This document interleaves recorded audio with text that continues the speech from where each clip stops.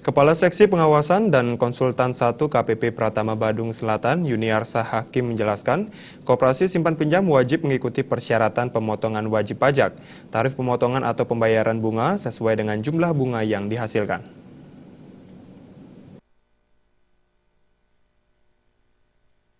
Yuniarsa Hakim mengatakan Koperasi Simpan Pinjam memiliki batasan tarif pemotongan pajak yang telah ditentukan.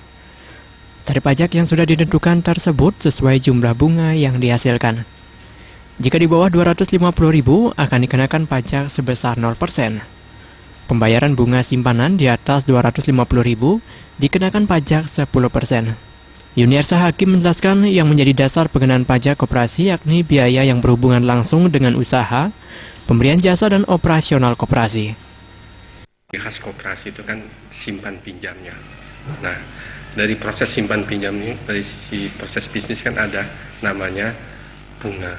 Nah, otomatis itulah yang menjadi objek pajak kita.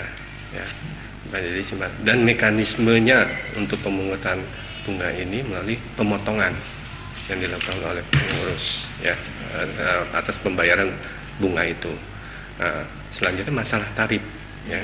Tarif ini kita ada batasannya karena melihat kondisi, karena pada intinya kan koperasi itu kan merupakan usaha bersama secara gotong royong.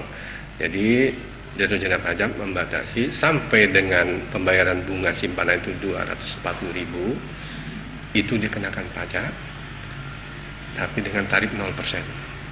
Ya, dengan tarif 0%. Bukan nihil ya, 240.000 pembayaran bunga simpanannya. Bunga, ya, saya tekankan di bunga simpanan itu yang merupakan objek pajaknya.